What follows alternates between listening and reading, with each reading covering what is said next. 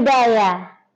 Anak-anak, masih ingatkah sebelumnya kita telah bersama-sama belajar mengenai keragaman tradisi dan budaya Buddhis yang ada di kawasan Asia Timur beserta situs-situsnya yang dipengaruhi oleh budaya Buddhis?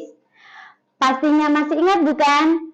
Nah, sebagai tambahan wawasan, tahukah kalian bahwa keragaman budaya Buddhis di dunia sangatlah beragam? Lalu, bagaimanakah sikap dan perilaku yang dapat kalian lakukan untuk menghargai keragaman budaya dalam masyarakat dunia?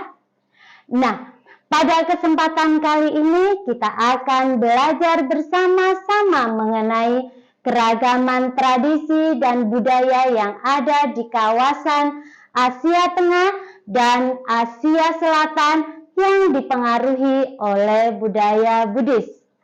Mari belajar bersama saya, Ibu Narti.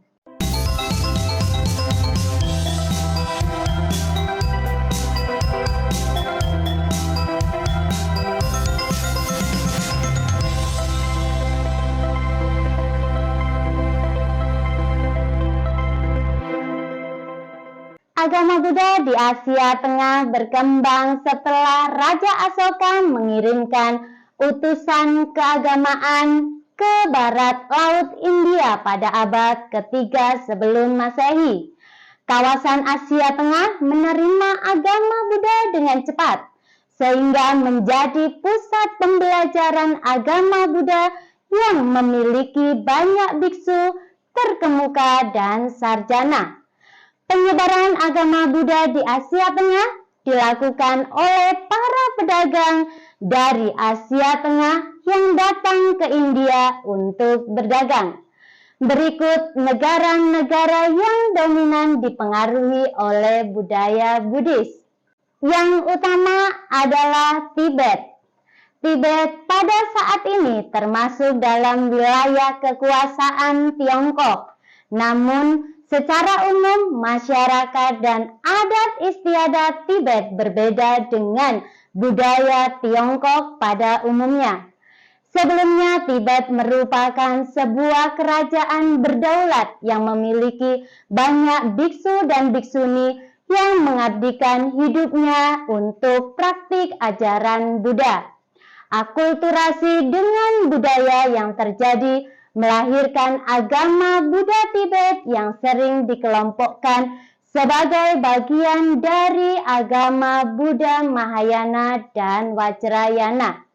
Salah satu negara di kawasan Asia Selatan yang juga dipengaruhi oleh tradisi dan budaya Buddhis adalah Sri Lanka. Agama Buddha di Sri Lanka disebarkan oleh Mahinda dan rekan-rekannya sekitar abad kedua sebelum Masehi. Perkembangan agama Buddha di Sri Lanka diawali dengan pemelukan agama Buddha oleh Raja Wimanangpivatissa dan para bangsawan di Sri Lanka. Pusat kegiatan agama Buddha di Sri Lanka adalah di Wihara Mahavihara. Pada awalnya, aliran agama Buddha yang berkembang pesat di Sri Lanka adalah aliran Sinhala.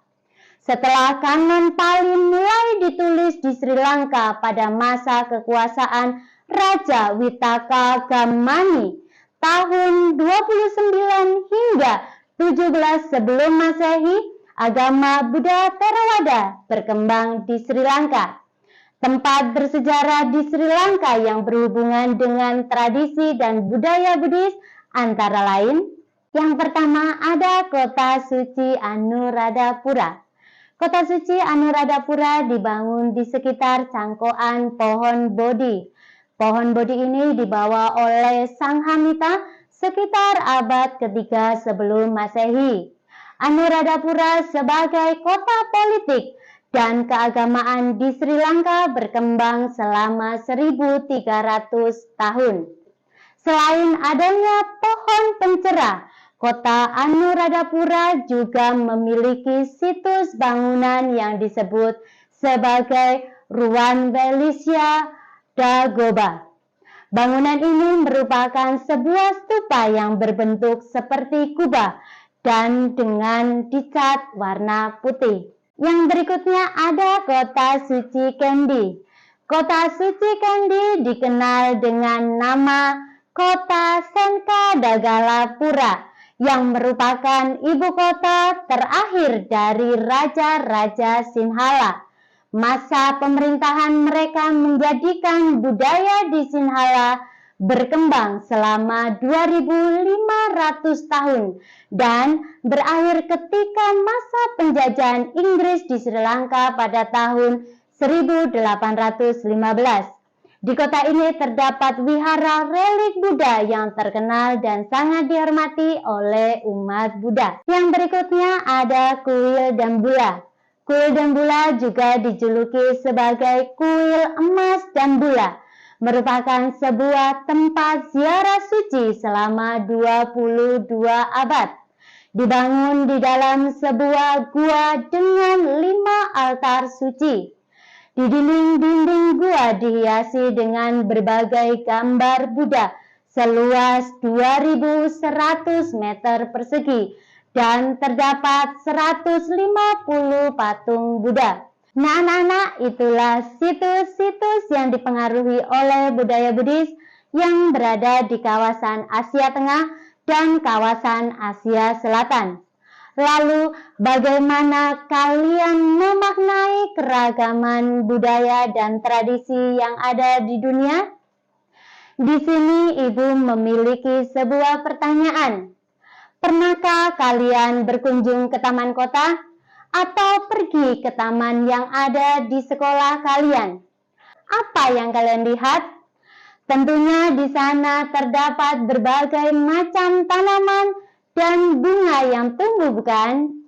Itulah yang membuat taman terlihat menjadi lebih indah karena ditumbuhi berbagai macam tanaman dan bunga. Sama halnya dengan kehidupan ini yang diwarnai dengan keragaman adat, suku, karakter, budaya, adat, dan istiadat. Sebagai seorang pelajar, apakah kalian telah memahami keragaman budaya yang ada di dalam agama Buddha? Istilah keberagaman berasal dari kata ragam, memiliki arti macam, jenis, corak, dan tingkah laku. Sedangkan keragaman memiliki arti sesuatu yang memiliki jenis, warna, corak, ragam yang berbeda-beda dan hidup bersama di suatu kehidupan nyata. Sedangkan budaya Buddhis adalah hasil karya seni dan budaya yang mengandung unsur-unsur atau nilai-nilai ajaran Buddha. Tradisi budaya Buddhis syarat dengan nilai-nilai penting seperti patriotisme, kemanusiaan, dan kebersamaan.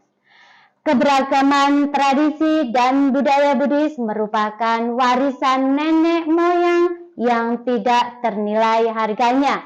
Jadi, hal penting yang harus dimaknai dengan adanya keragaman tradisi dan budaya Buddhis adalah bahwa umat Buddha tidak boleh lupa bahwa meskipun warisan tersebut bukanlah milik bangsa kita, tetapi dengan mempelajari, mengetahui, melestarikan, kita dapat memahami cara berpikir bangsa yang berbeda.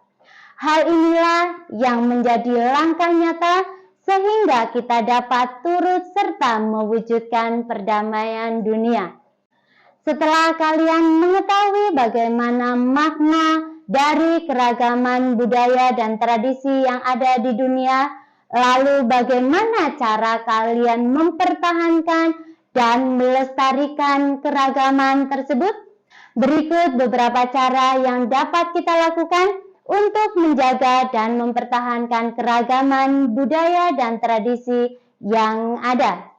Yang pertama, dengan menumbuhkan kepedulian dari masyarakat pewarisnya untuk terus mempelajari dan melestarikan budaya dan tradisi Buddhis agar tetap lestari dalam masyarakat.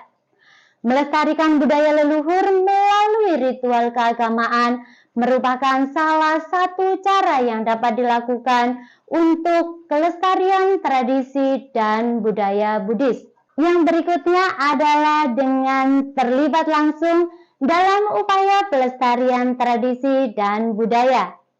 Dalam hal ini, masyarakat harus mau dilibatkan atau berperan langsung dalam upaya pelestarian budaya, seperti rutin menggelar acara kebudayaan. Yang selanjutnya adalah dengan melakukan pelestarian berkelanjutan terhadap karya seni Buddhis. Pelestarian berkelanjutan terhadap karya seni Buddhis berupa situs-situs budaya Buddhis membutuhkan adanya dukungan yang kuat dari semua pihak. Terdapat beberapa cara yang dapat dilakukan untuk pelestarian tersebut, seperti merawat dan memperbaiki karya seni yang sudah ada, meningkatkan kesadaran dari masyarakat akan pentingnya melestarikan karya seni budaya Buddhis sebagai bagian dari warisan budaya dunia.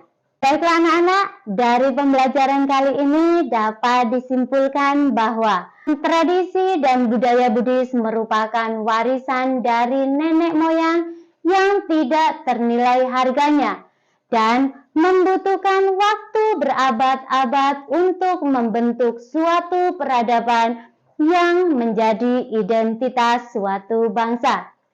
Salah satu cara untuk mempertahankan dan menjaga tradisi dan budaya Buddhis adalah dengan cara menumbuhkan kepedulian dari masyarakat pewarisnya untuk terus mempelajari dan melestarikan budaya dan tradisi Buddhis itu sendiri. Bagaimana anak-anak, menyenangkan bukan mempelajari hal-hal baru mengenai situs-situs tradisi budaya Buddhis yang ada di Asia Tengah dan Asia Selatan?